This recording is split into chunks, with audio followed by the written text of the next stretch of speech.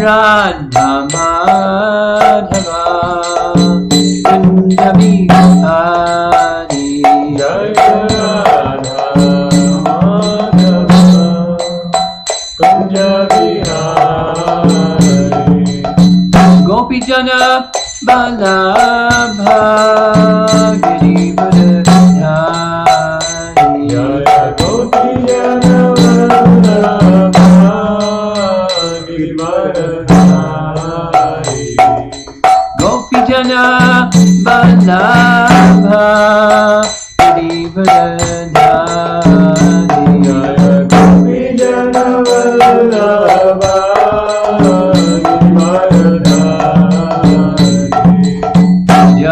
Yasodanandana Vrajachandranandana Yashodanandana Vrajachandranandana Yasodanandana Vrajachandranandana Yashodanandana Vrajachandranandana Yamana Tira Vanachani Yamuna Tira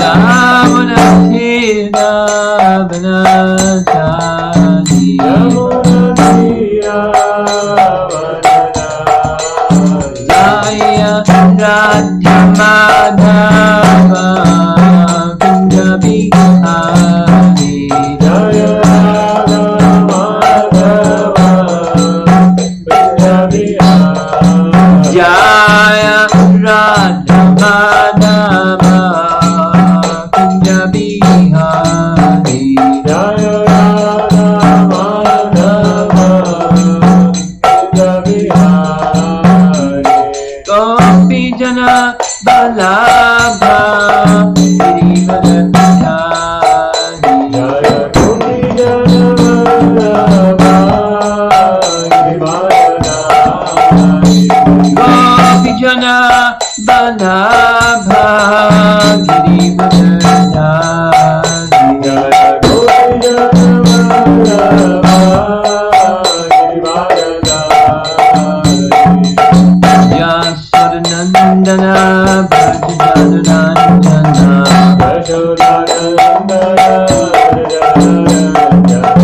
Yasodanandana Vrajachandranandana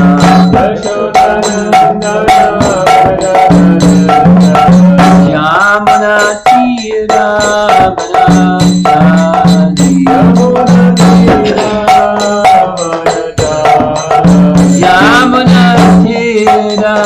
Vanachani Jaya Radha Madhava Kunja Bihari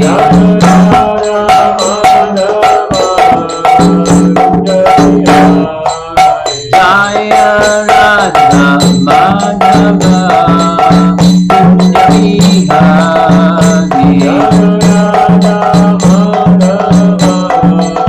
Kunja Bihari Jayo Vishnupad Paramahamsa Paramahansa Astatarasata Srimad His Divine Grace Sri Bhaktivedanta Swami Srila Prabhupada Ki Ananta Koti Vaishnavrinda Ki Gaur Premanandi.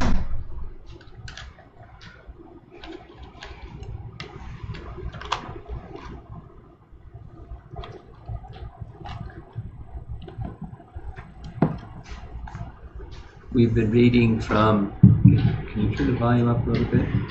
Turn the volume up a little bit. Thank you.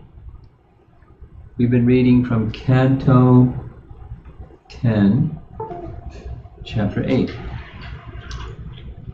And this evening we're going to be reading from verses 44 and 45.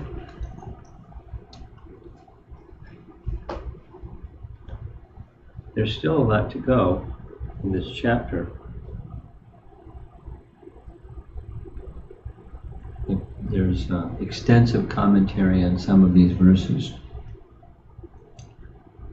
It's an important section.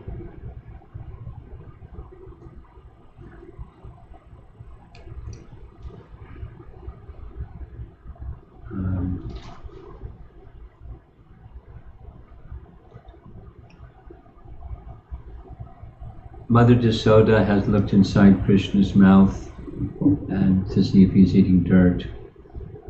Didn't see any dirt, she saw something else. The description is there, what she saw. And then there was a sequence of what she went through after that. She was wondering what might be the reason. She got really philosophical about maybe it's this and that and the other thing.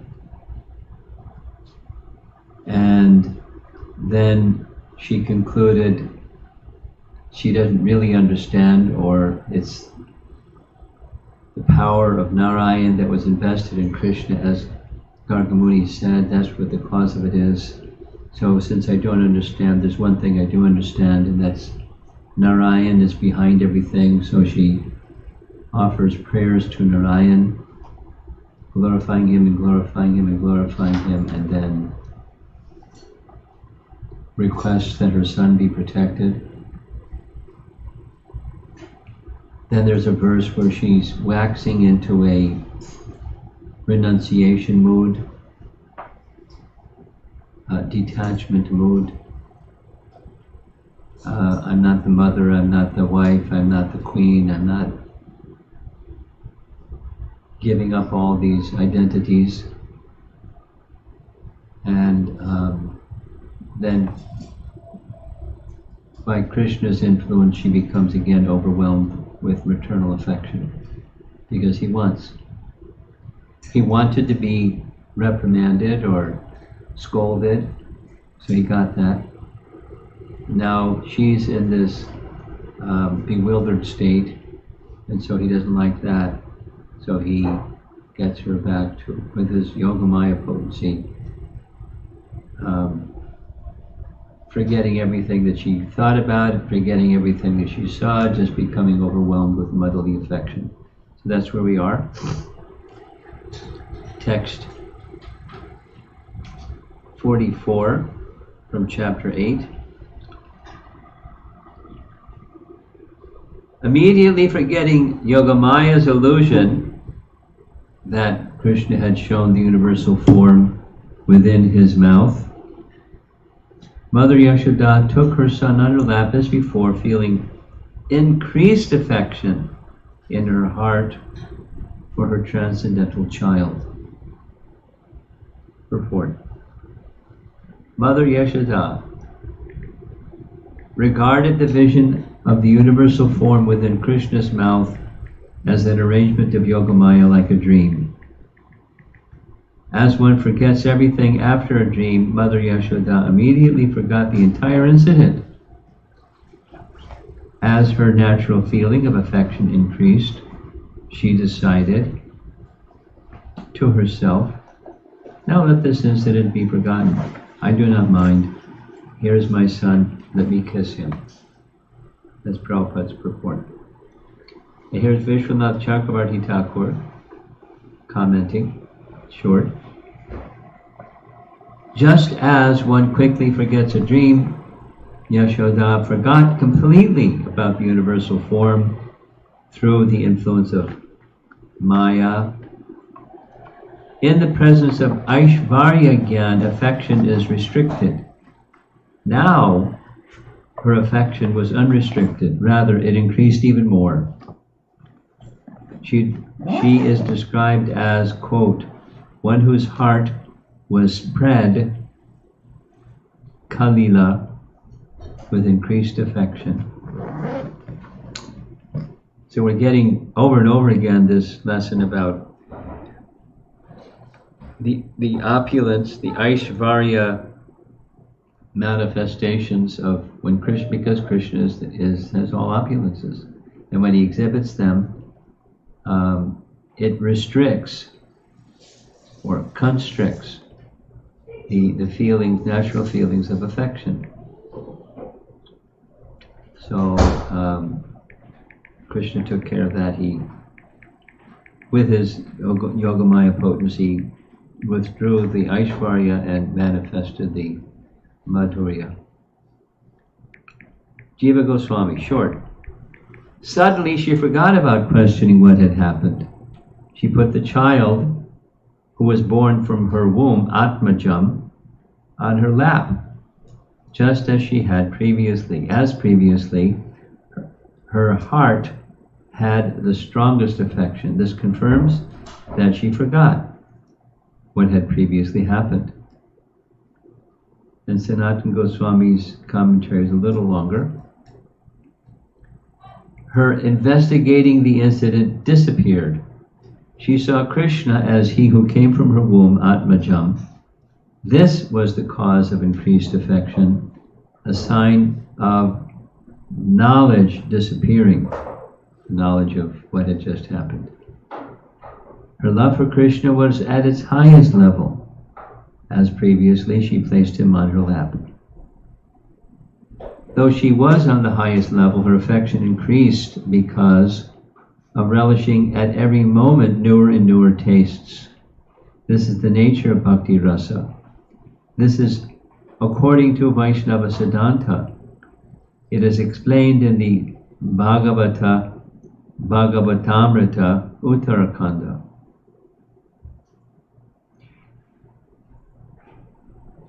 Paragraph. Seeing the universe just by opening his mouth was the will of the Lord. Otherwise, whenever Krishna opened his mouth to eat and drink, Yashoda would be seeing the universe. It was a special feature. Paragraph. Among the people, the universal form is seen with knowledge of the Lord. That is its nature. Knowledge of the Lord, which obstructs special bhakti and which arises by seeing the universal form, should disappear by my mercy. Also, bhakti increases by the arousal of intense pain. No explanation of that sentence. The same thing happens when Arjuna saw the universal form. Immediately after that, oh, I was so casual with you as a friend, and that wasn't right. You're the supreme. So Aishvarya diminishes or constricts natural affection. This is in the higher states of consciousness. For us, we need to hear the glories of the Lord. Yashoda was in her position by worshipping great devotees. That's how Sanatana Goswami says, by her amazing convictions, all her doubt disappeared. So it's not like she became Yashoda. It's not, you can't become, it's not a post.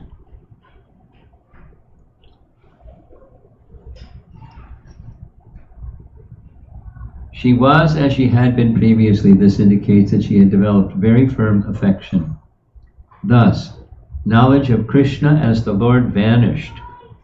Let the memory of the universal form remain. It's not harmful. She did not see this form in his stomach at all times because of the Shakti which covers his lordly aspect. Previously, he derived special happiness from the caresses of his mother, and now he had given her pain by this vision caused by her fear of his eating dirt.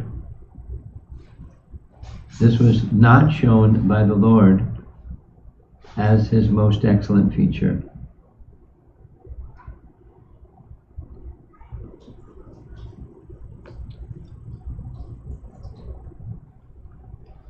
So that's 44.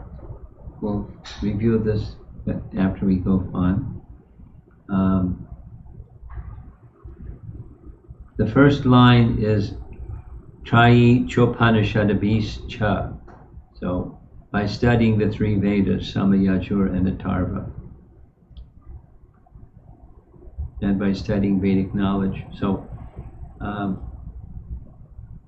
translation: the glories of the Supreme Personality of Godhead are studied through the three Vedas, the Upanishads, the literatures of Sankhya, Yoga, and other Vaishnava literature. Yet, Mother Yashoda considered that the Supreme Person, that Supreme Person, her ordinary child. And twice our acharyas say this is a very important verse, Haribhasa Sutra. You're familiar with that term? Anyone not familiar with that term? Paribhasa Sutra. What's the Paribhasa Sutra of the entire Srimad Bhagavatam? 1.3.28. Eti Changsa Kala Pungsam. And there's a definition that term, as it was made popular within our disciplic line by Jiva Goswami, who gave a definition in his Krishna Sandarbha, what Paribhasa Sutra means.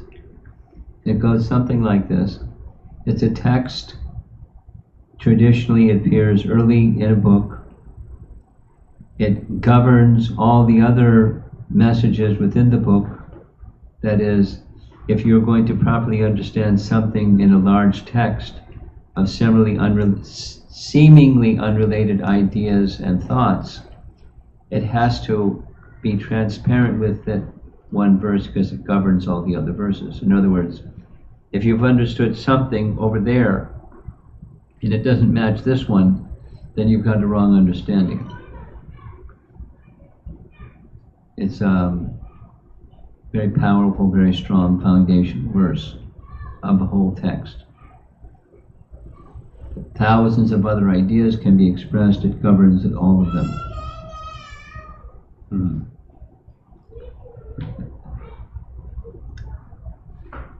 So that Krishna in his form in Braja is the Supreme Personality of Godhead. Swayam Bhagavan Krishna is the avatari of all avatars and of all things. He's the absolute truth personified. That's the verse. And all the other text of the Bhagavatam is lined up with that, or in alignment with that. So our acharyas are saying this verse that I just read, so I'll read it again. This statement in the scriptures, this verse is the Paribhasa Sutra of Krishna Lila. Very important verse. So here we go. Verse again. The glories of the Supreme Personality of Godhead are studied through the three Vedas, the Upanishads, the literature of Sankhya Yoga, and other Vaishnava literature. Yet Mother Yashoda considered that Supreme Person her ordinary child. And Srila Prabhupada's purport, as stated in Bhagavad Gita 15:15. What does it say there? Bhagavad Gita 15:15. Yeah. The purpose of the Vedas is to know Krishna. The purpose of studying the Vedas is to understand Him. Vedaishtasarya Vairahameva Vedya. Sri Chaitanya Mahaprabhu explained to Sanatana Goswami that there are three purposes in the Vedas. One is to understand our relationship with Krishna, Sambandha. Another is to act according to that relationship, Abhideya. And the third is to reach the ultimate goal, Prayojana. The word Prayojana means, quote, necessities. And the ultimate necessity is explained by Sri Chaitanya Mahaprabhu. Prema Pumarto Mahan. The greatest necessity for a human being is the achievement of love for the Supreme Personality of Godhead. Here we see that Mother Yashoda is on the highest stage of necessity, for she is completely absorbed in love for Krishna. Paragraph. In the beginning, the Vedic purpose is pursued in three ways, Trayi, by Karma Kanda, Jnana Kanda, and Upasana Kanda. So, it's interesting, in the verse, it's the three Vedas, Rig, Sama, Yajur Veda. But here it's these three, Karma Kanda, Jnana Kanda, and Upasana Kanda. When one reaches the complete, perfect stage, Upasana Kanda, one comes to worship Narayana, or Lord Vishnu. When Parvati asked Lord Mahadev, Lord Shiva, what is the best method of Upasana, or worship? Lord Shiva answered. Who knows the verse without looking? Aradhananam Sarvesham. Anyone know the rest? Vishnur Aradhanam Param. Vishnu Upasana, or Vishnu Aradhana, worship of Lord Vishnu, is the highest stage of perfection as realized by Devaki. So now, the previous verse was comparing Devaki's commentary. Devaki's love his mother and Yashoda's love his mother. But here, Mother Yashoda performs no upasana, for she has developed transcendental ecstatic love for Krishna. In the commentary, we're going to hear her words from chapter 3 of Canto 10, where she's offering prayers to Krishna, and his prayers, worship through prayers. Worship through prayers. Kind of a little bit over here, just sidebar. This is Memorial Day weekend, and the Boston Temple is having an all weekend long online festival for Memorial Day weekend. And the theme is Prahlad's prayers. I'm supposed to speak the last of his prayers, which is 7-9-50, and this is right on the same topic. Prahlad says that only those who are Paramahamsas, who have attained that stage by 6 different processes, one of those 6 different processes is offering prayers. So that's Devaki. Now is offering prayers. But we're hearing Yashoda didn't offer any prayers when Krishna became her son. She doesn't have that sense of divinity, nor did Krishna appear in a four-armed Vishnu form before Yashoda, as he did before Devaki, and she offered her prayer. So the mood is different. And the mood, especially in Vrindavan, the Krishna Lila Padibha Sutra, is the sweetness predominates Aishvarya.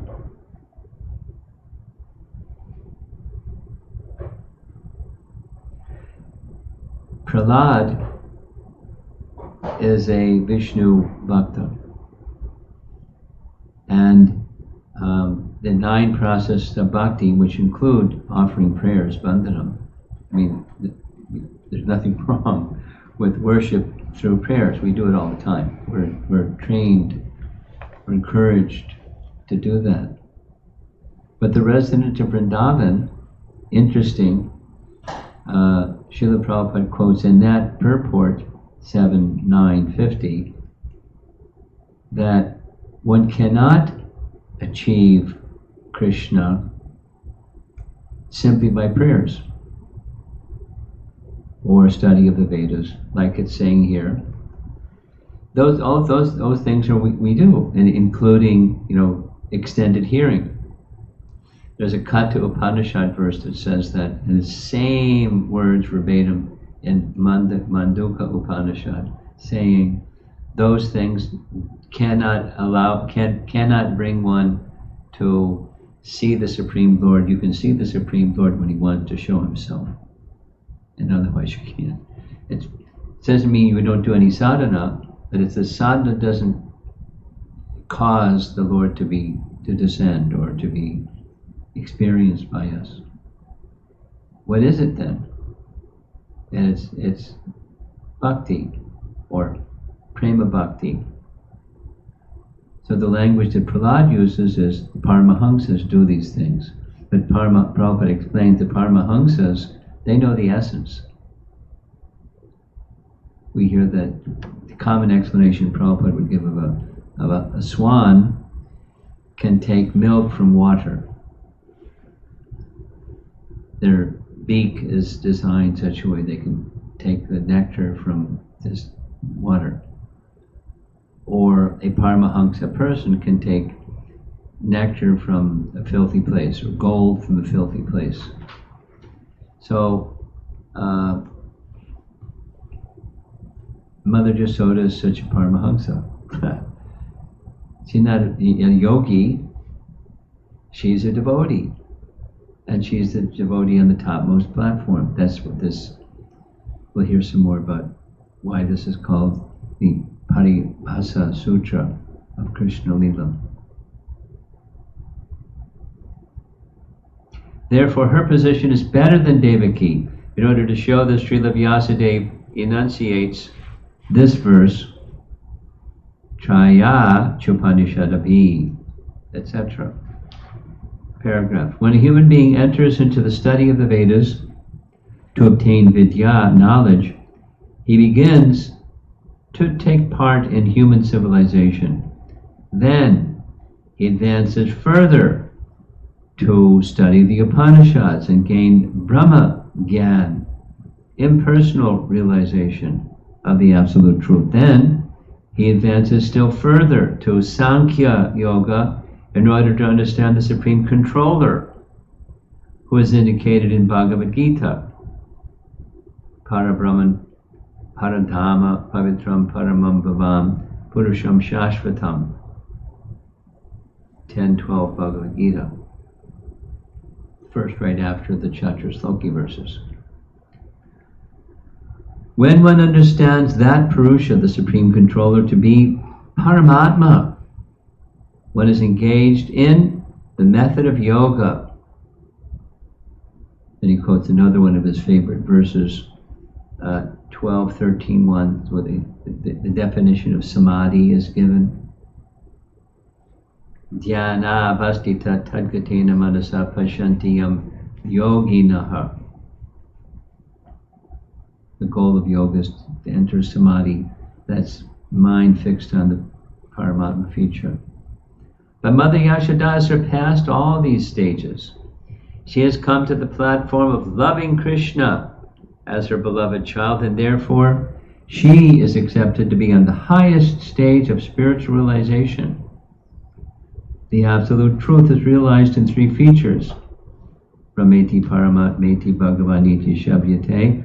But she is in such ecstasy that she does not care to understand what is Brahman, what is Paramama, or what is Bhagavan. Bhagavan has personally descended to become her beloved child. Therefore, there is no comparison to Mother Jasoda's good fortune, as declared by Sri Chaitanya Mahaprabhu. Ramya kachit upasana Vrajavadho Vargena Ya Kalpita. The Absolute Truth, the Supreme Personality of Godhead, may be realized in different stages. So that verse, its source is, there's I forget his name, a commentator on the Srimad Bhagavatam that was a near contemporary of Jiva Goswami but wasn't celebrated like Jiva Goswami. He wrote that verse. He was a follower of Lord Chaitanya and making commentary on Srimad Bhagavatam.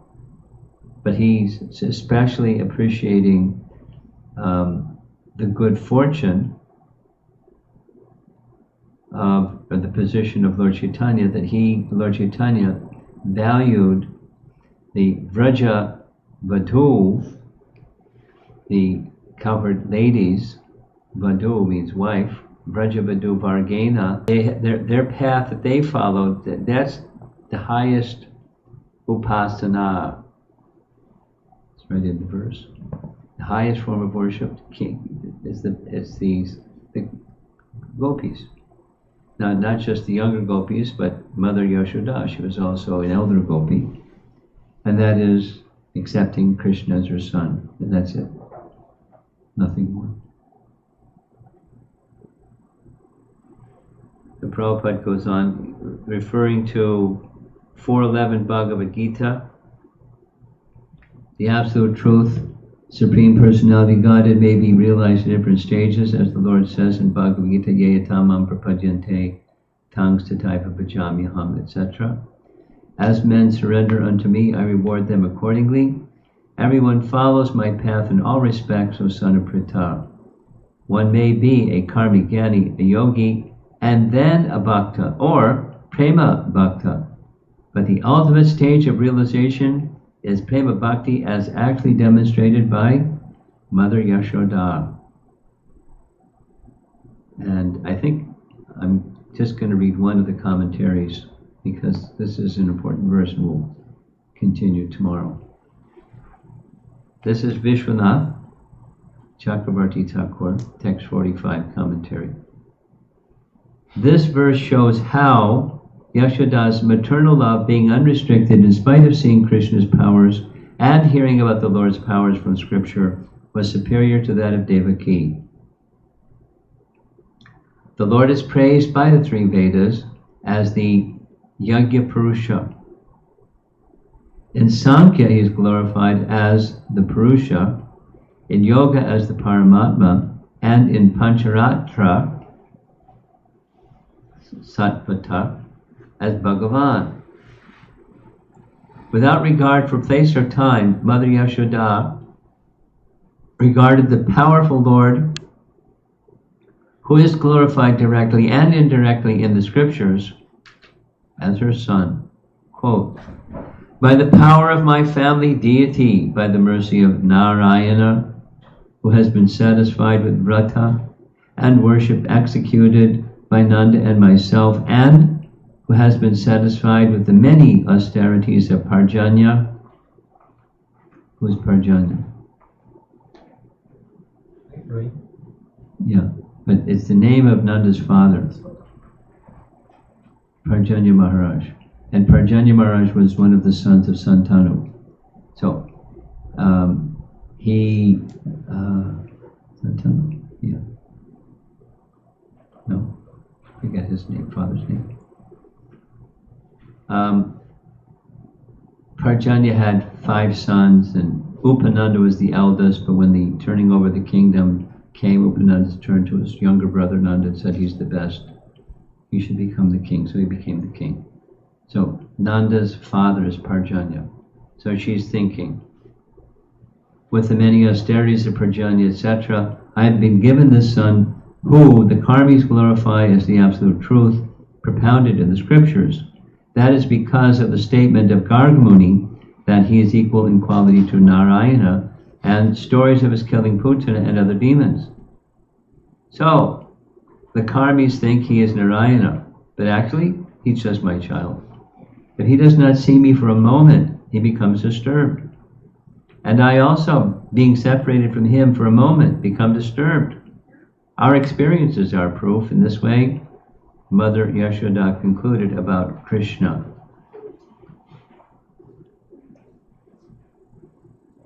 And 2 short paragraphs. Just as karmis think of the Lord as Yajna Purusha according to the Vedas, so Yashoda thought of the Lord as her son through Vatsalya Prema.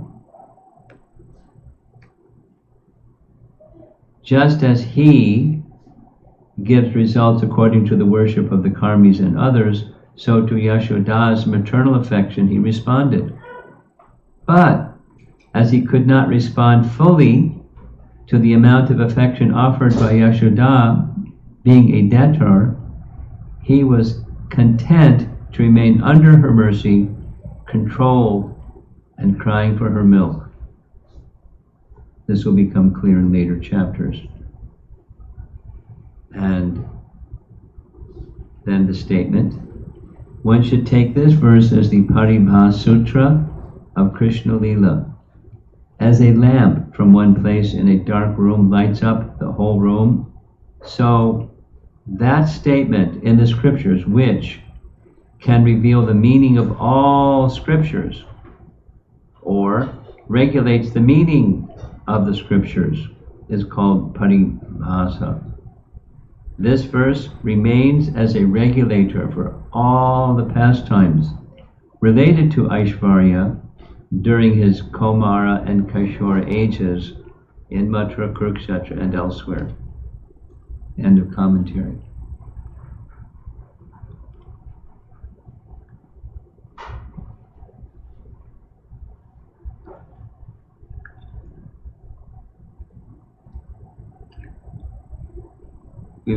Because we've been hearing from this section, and in the morning classes, it's Krishna showing the residents of Vrindavan his Vaikuntha realm, or Goloka realm, the realm of opulence, and how do they take it, and similarly Krishna showing that Goloka, but showing his universal form, or the form of the universe within his mouth. Again, it's a manifestation of Aishvarya. So how do the residents of Vrindavan process that? There's the different situations and different personalities, but the model is somewhat similar, very similar. There's astonishment, seeing what they see. There's wondering, who is he anyway, after they're astonished. And then again, Krishna, through his agency of Yogamaya potency, he wishes to experience their loving affection, which they're abundantly ready, so he withdraws the Aishvarya feature, or the Aishvarya feature becomes covered again with the Madhurya feature, or the language used by our acharyas is their natural affection,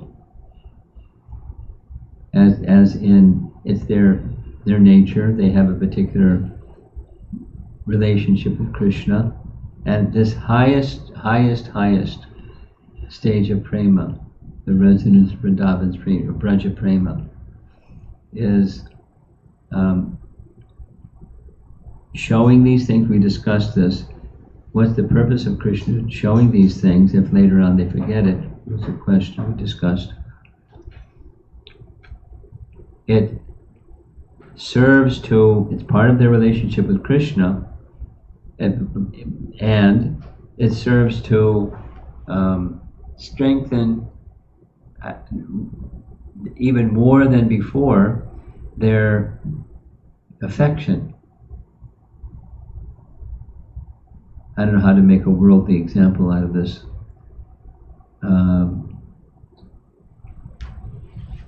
I suppose when there's something when this COVID-19 thing is over, and many people are saying life is not going to be the same, but I predict, sense gratifiers are going to find a way to get sense gratification. They'll rebuild their sense gratification. It may look a little different, but it's going to be the same program. But so now there's some restriction. So it looks a little different because of something that no one, not the novel coronavirus, they're calling it. So this novel situation, after the novel is over, then it's going to become quite normal again.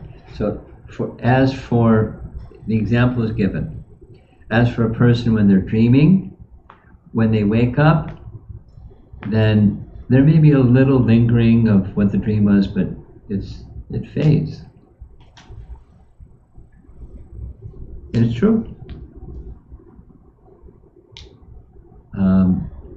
I woke up this morning in the middle of a dream. It wasn't like a terrible dream. It wasn't a happy dream either. It was a strange one. And, it lingered for a little while, but I have to remember what was going on in that dream. So they may have some faint recollection of what they saw, what Mother Jasoda saw, but it's forget it. He's my son. That's That's it. I'm not going to ponder anything further. What was that? And who is he? And he's my son. And it's not light. It's the most profound of all emotions in existence. It's the residents of Vrindavan have that mood, and it's unique. In one sense, you can't understand it. In the other sense, our acharyas are explaining it again and again and again. You can understand it not by direct experience, but you can understand it through the medium of the pastimes and the potencies within those pastimes, and the gift of our acharyas to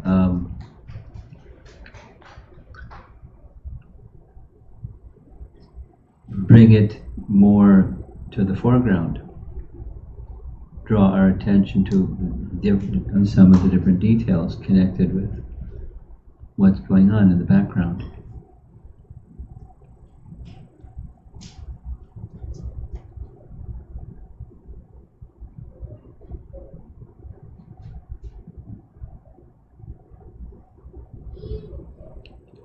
We'll just say it again. This Paribhasa Sutra, say it again because it's a very strong statement to say this is it. This is the essence that governs all of the manifestations in Krishna's pastimes, certainly in Vrindavan, where his Aishvarya is manifest. And there's so many. His Aishvarya is manifest. And the mood of the residents of Vrindavan is such that they've gone beyond, they're already beyond what the attainments of those lesser stages are. And so they may go to a place where they're acknowledging or understanding or recognizing or experiencing something that's a little lower than their attainment, and very quickly they're back at their attainment because they can't see beyond that. There isn't anything beyond that for them. It's not of interest. It's not important. He may be whoever he may be. He's my son. I have to feed him. He cries. He throws tantrums. When he can't see me, he gets in total anxiety. He's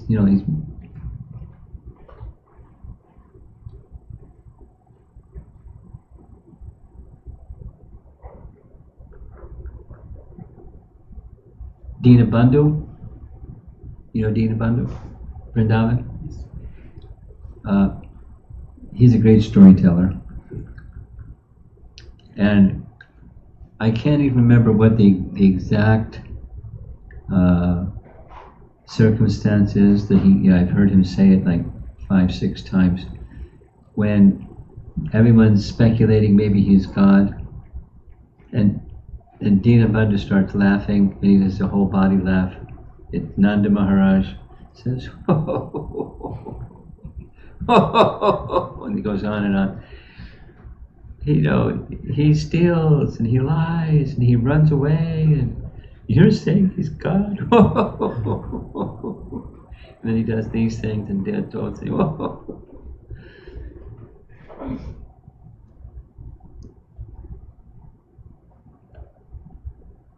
And everyone, because he's laughing, his whole body laugh, everyone is laughing with Nanda, and everyone's laughing with Dinabandhu, and it's the mood of Braja. That's what's being said here about Yashoda. And everybody in Braja, they have all trust and all regard in Nanda and Yashoda. I mean, a king has that position, by stature or by law at least. They're holding the regard and respect of cultured people.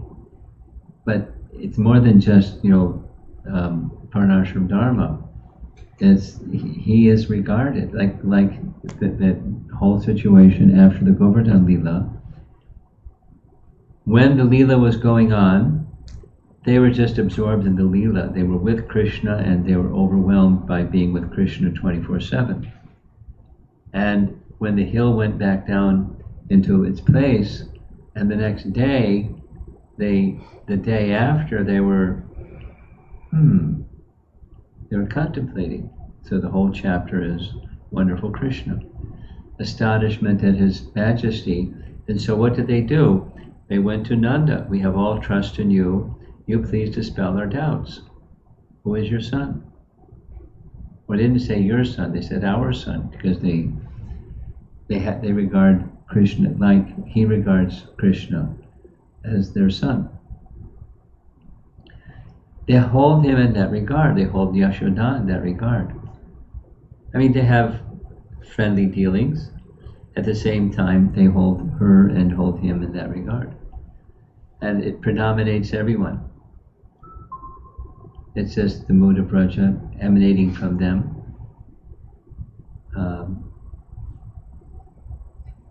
That's why this statement of Lord Chaitanya is introduced, the Vraja Vidhu Vardhena. So they are the highest, hold the highest form of worship, the gopis of Vraja Vidhu.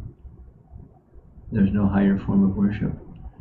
And because they're there, that association is day and night, and so all the residents of Vraja have the same mood, naturally so. That's their qualification. And the Nitya Siddha devotees, they're training the Sadhana Siddha devotees in various ways in that mood. And therefore, the path, it comes out now and then in the commentaries, but emphasizing the Raganuga Bhakti process. And the Raganuga Bhakti process includes holding the Ragatmika Bhaktas, the perfected souls that are eternal associates of Krishna, and hear about them, meditate on them, remember them, and down to details, the descriptions of how they dress, and their glance, and their smile, and their gestures, and their words, and the details. That's part of the Raganuga Bhakti stage, meditating upon, remembering, reciting, to associate with them. It helps prepare one to associate on that platform. It's a great science. The science of sadhu sangha, or through association of qualified persons. And we're getting it just by hearing Srimad Bhagavatam and our Acharya's commentaries. We're associating with Krishna through their sound vibration. Really special.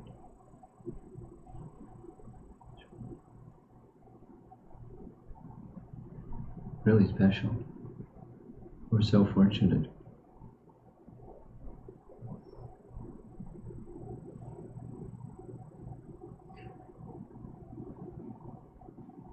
Okay, so let's see if there's some discussion. We'll continue on this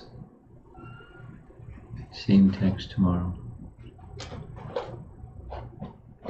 Yeah, we have a portable microphone for. How many people are online? 37, Maharaj. Huh? 37. Okay, so give him the microphone. Little time out for technology over here.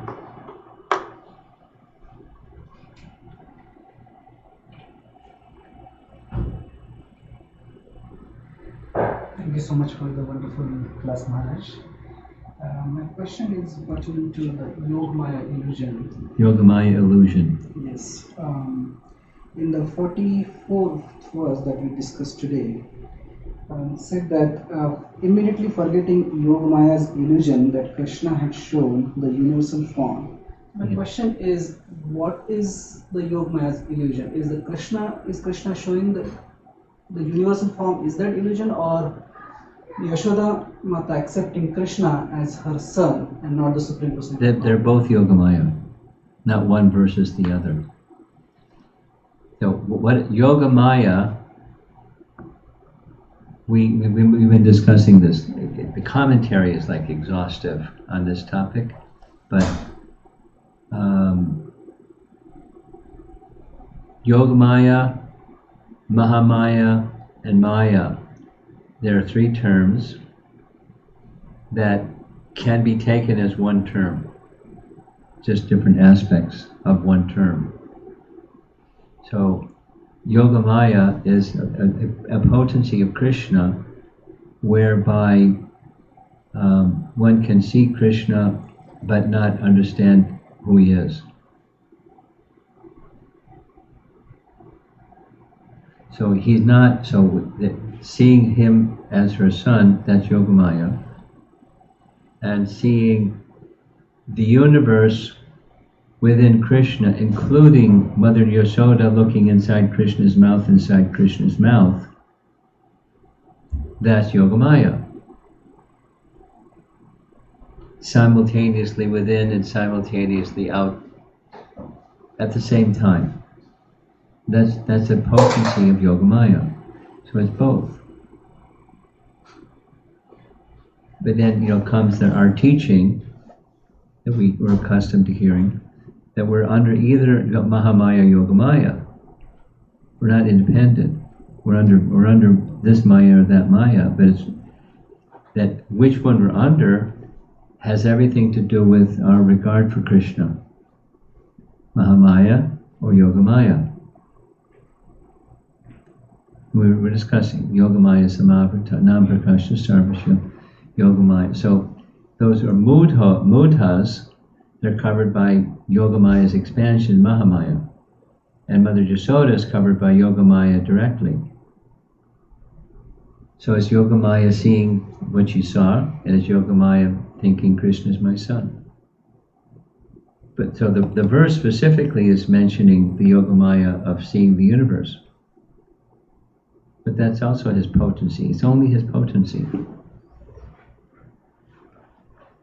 So the absolute truth is that Krishna is the Supreme Personality of Godhead. His universal form is also Yogamaya and Yashoda. Well, the manifestation of the universal form comes as a result of or a product of his Yogamaya.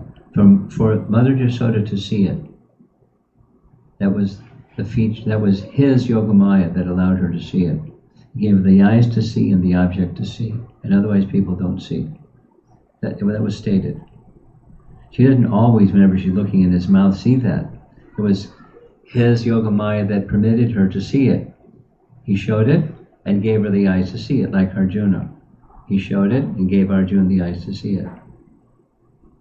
So that's his personal potency. You can say, another term that can be used is Swarup Shakti, his personal potency. But it's not the fullness of his personal potency, it's an aspect of it. Does that take care of it? Yeah.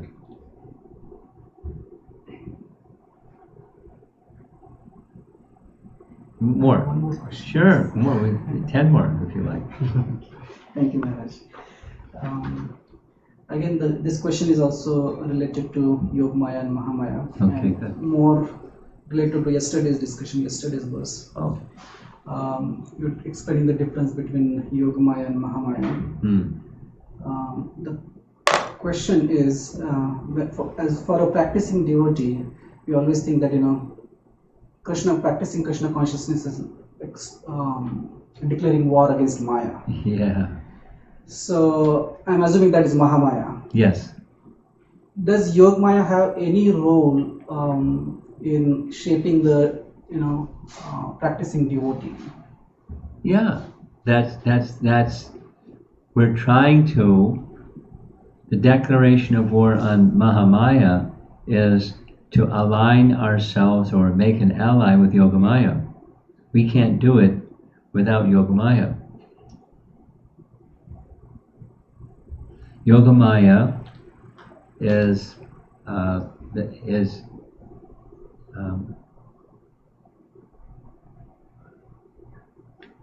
is part of the Lord's personal potency as opposed to his external potency, his internal potencies. He has a special function within his internal potencies. And so we align ourselves with her. Otherwise, we can't declare war against Maya, we'll get crushed. You don't pick battles unless you know you can win. And so we know we can win because of the internal potency of Krishna, his personal potency.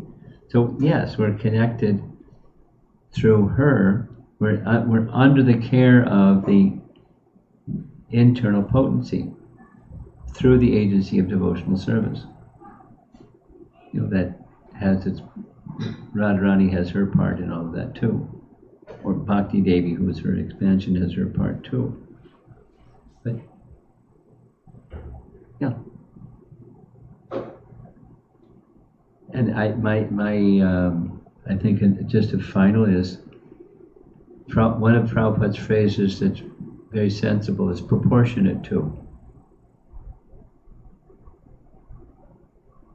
Proportionate to our alignment with the trying to please Krishna, not just trying to get out of Maya, but trying to please Krishna, the Bhakti Devi feature, that connects us with Yogamaya, that aligns us with Yogamaya, that gives us the strength to overcome Mahamaya.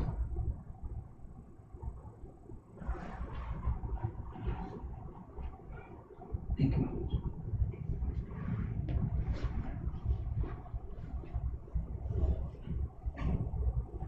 And that's the essence.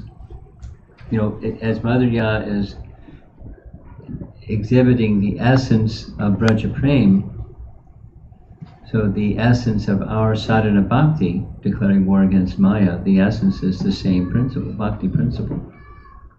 That's the essence, the bhakti principle. So to the degree we're connecting with trying, bhakti principle is for the pleasure of Krishna. That the heart of the bhakti principle, for the pleasure of Krishna. Dedication to the pleasure of Krishna. And that connects us with Yogamaya, so it's proportionate to. And the proportion isn't so great for sadhakas. Something, but so we don't do so well with the war against Maya usually. It's kind of it's a battleground. You have something? Yes, Maharaj. One question from yesterday's discussion. We talked about pride. Pride. Yeah, and I also remember that gopis, when they feel special, Krishna disappears from the rasa dance pastime. You're responding to Divya's question? No, I was just. I don't remember the pride discussion. Refresh my memory. Yes, Divya's question. Okay. Yeah. Okay. So I was later thinking, as a practicing devotee, we might also have pride. Not might. Yeah, we have pride. Yeah. But are there like subtle expressions of pride that we may not realize as pride? All kinds of subtle and not so subtle. So can you give some examples? Because I don't understand it.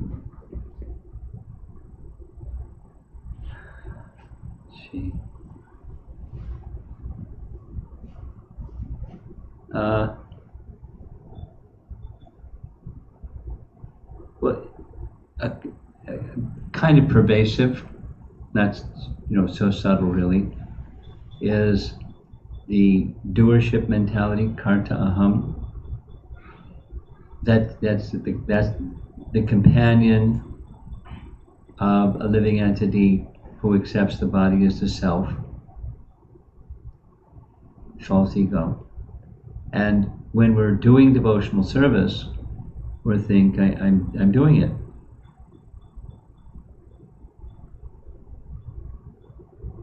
And then there's if there to the degree that there's some success, we think I did it. We're not thinking I'm the instrument and I'm requiring Krishna's mercy to do even the simplest thing. So it's not so subtle, it's pervasive. Accompanying our dear friend false ego that rules our activities. daily, moment to moment activities. It's just part of how we think. It's part of our material consciousness. Whatever you might want to think of, go to the kitchen and cook. We're not thinking in terms of Krishna's pleasure. We're thinking, and if it comes, whatever comes, is by the mercy of Krishna.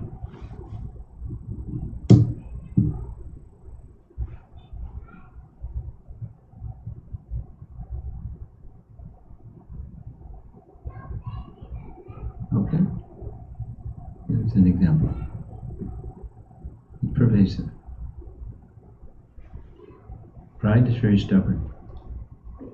Just to follow up, because I think there is a fine line between feeling proud and then feeling fortunate. For example, if you're in this process, contrary to Prabhupada's mission. That's fine. That's fine. That's not exactly a fine line. I mean, that's night and day. However, it's easy to, I'm very fortunate and become proud of how fortunate I am. But there's a place for that, like gratitude. Then, I'm deserving. I receive mercy because I'm worthy of mercy. Pride is very stubborn.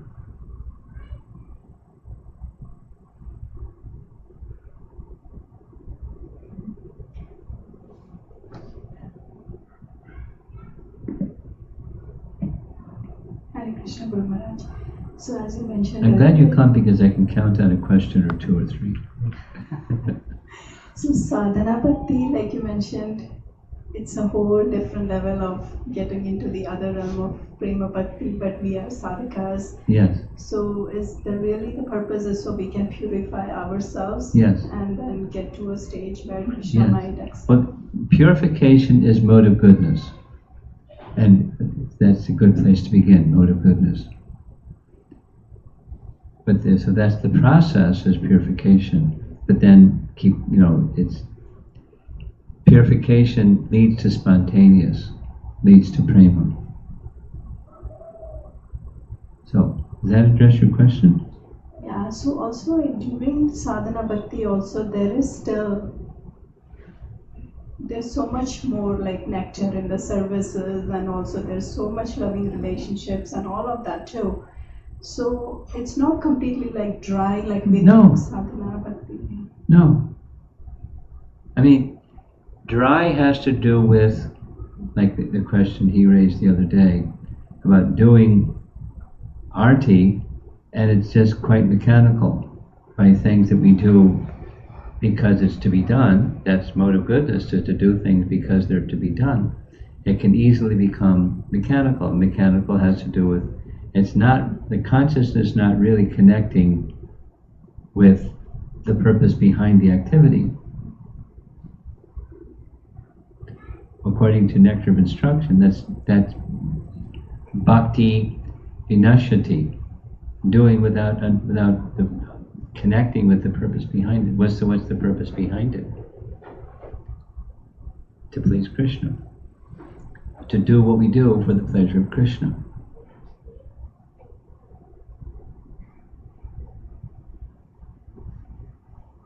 The potency is there to connect with Krishna, but we're not connecting with Krishna. We're the mode of goodness to a degree because it's for the purpose, it's to be done, so we're doing it. But the connecting with Krishna part, the bhakti part, is not so strong or operating. It's kind of dull. So, sadhana is activated to a level of purification, like this same phrase, proportionate to contemplation that this is being done for Krishna. So is it that material contamination then? Yeah. Yeah, it's all material. That the obstacle is within.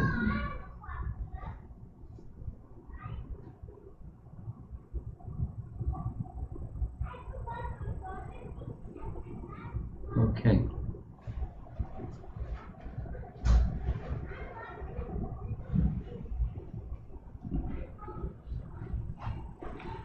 First question from Your children are very talkative.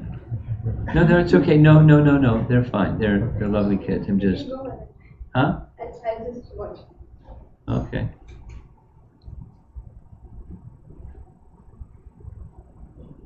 They're happy children. Go ahead.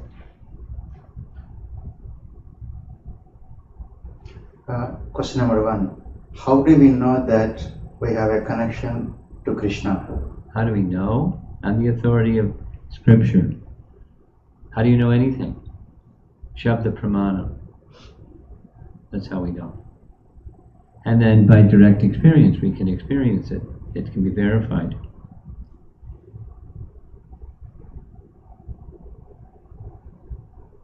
Next question. In Bhagavatam 1:1:1 purport, Krishna is mentioned as divine son of Devaki. He's mentioned as Divine son of Devaki. divine son of Devaki, okay. Today in Srila Jiva Goswami's commentary, we heard that he was born from womb of Mother Yashoda. Can you kindly elaborate on this? Yeah. It's a little esoteric, but I can elaborate on it. Our acharyas describe, there's authoritative statements that are the basis for them describing like this. When Mother Yashoda gave birth, she gave birth to twins, not just a female child. And the explanation is given. I can't imagine how this could happen, but due to the excesses of labor, she didn't even realize that she had given birth to 2 children. I mean, I don't know how a mother would not know that she'd given birth to 2 children. But anyway, so there's Swayam Bhagavan Krishna was born from the womb of Yashoda. Vasudeva Krishna was born from the womb of Devaki. Vasudeva Krishna, when he was carried by Vasudeva to the side of Yashoda, that Vasudeva Krishna merged into the body of Swayam Bhagavan Krishna. So there was 1 Krishna instead of 2. And he took the female child and gave the female child to Devaki.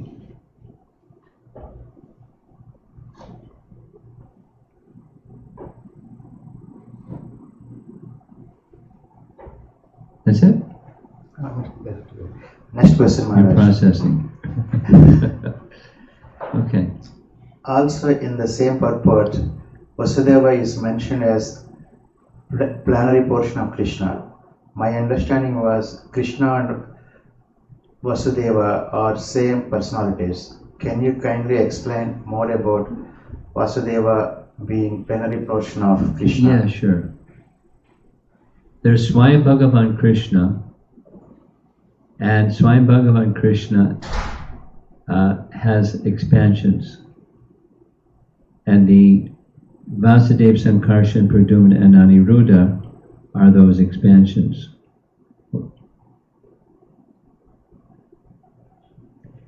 There's more to say than that, but that's the explanation that is being asked for.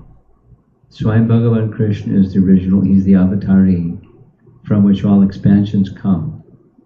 And the 4, the Chatur, the aides de camp, Prabhupada calls them. Those Vasudeva, Sankarshan, Pradyumna, Aniruddha, Chaturvyuha, they're plenary portions of Swayam Bhagavan Krishna.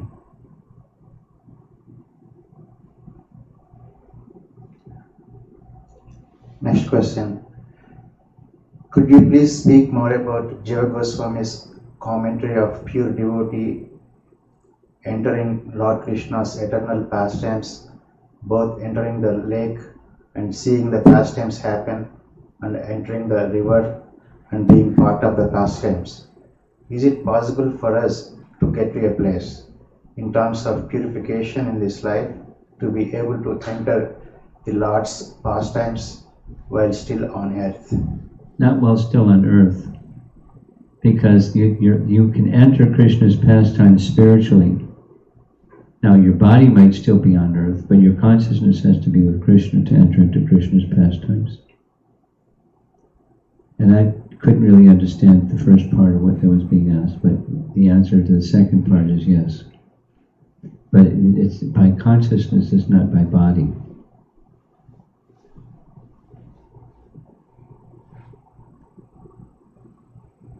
Yes, sir.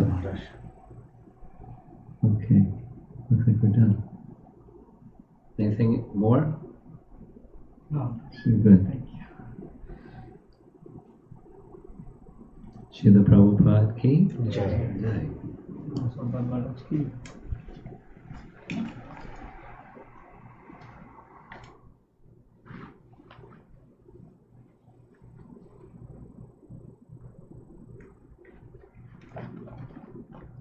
You were hearing the yesterday evening class? Yes, sir. Really? Remotely? Yes, sir. Nice. Little feedback. Is it easy to follow or hard to follow, or Online? the subject matter, listening remotely?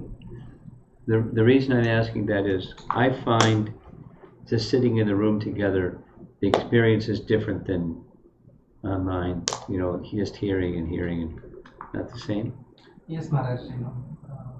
One-to-one in person